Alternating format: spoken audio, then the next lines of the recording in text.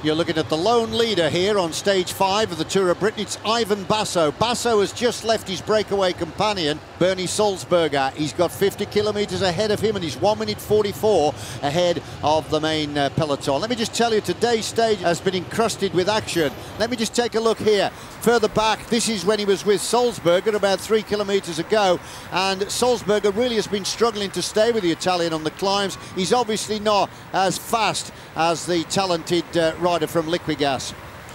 No, the Liquigas rider there, Ivan Basso, one of the strongest climbers in the world. And for Sulzberger, there's just no chance on these roads. Extremely difficult roads here.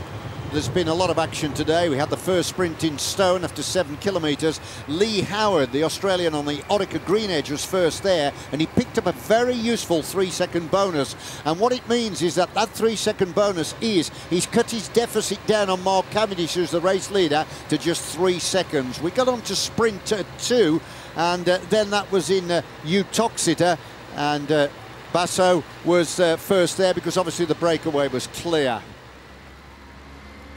Well, there we are. The rider has been caught, and a little group forming here, and we've got a rider in this group from Orica GreenEDGE. Yep, 5 riders now starting to go clear. All sorts of damage being done back in the peloton. It looks like Endura Racing, 2 riders there just on the front, I think looking after their interests of their team leader, Jonathan Tiernan-Locke. He's certainly going to be looking at getting up there in the general classification over the next few days, especially. This is the kind of terrain that will suit Jonathan Tiernan-Locke, the King of the Mountains winner in the Tour last year. He finished 5th overall, and he's ridden very cleverly so far. And this kind of terrain has no problems. Now then, Marc Cavendish doesn't look particularly happy at all here.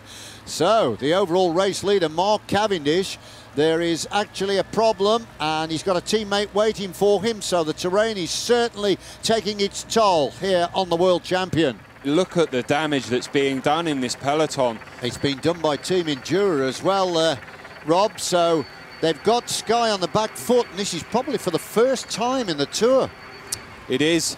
Certainly not happy, and I think Cavendish here, he's just going to be riding himself through to try and get himself to the finish of this stage in best shape he can. This is extremely difficult, but this is working to the favour also of Basso, because it means that if he does get brought back, which is more than likely, it will only be a smaller group that's doing it. Yeah, that was Krupis actually that was with them. Krupis from the team of Orica GreenEDGE, and he's actually the lowest placed in their team. Well, he's well down at 14.55, so he's suffering a bit at the back. Now then, they're on to the open moorlands here. This is really tough racing country, and remember, ahead of them they've got the ascent of Gun Hill. Just look at the panoramic aerial view there, and that gives us an ideal opportunity to clarify the situation. You can see the front group going away here, and there's a lot of damage being done, Rob. There is similar sights to we saw yesterday on the run into Blackpool, where it was Bradley Wiggins doing the damage on the flatlands and the crosswind,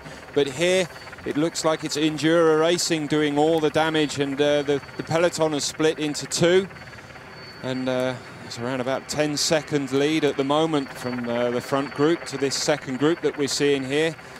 Liquigas just going through. These riders will all be trying to scrabble for position, as we see Bradley Wiggins here just at the back of that group. Right alongside him is Magnus Backstedt, and I think Wiggins is giving the old thumb back to say, look, Marc Cavendish has lost contact, and I think the rider, his teammate ahead, has probably said, well, what do you think we should do?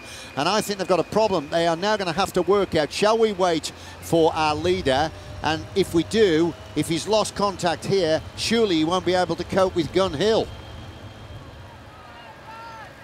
So Basso, with that nice style of his, you can see the shoulders just working, and he's turning on a very, very impressive display.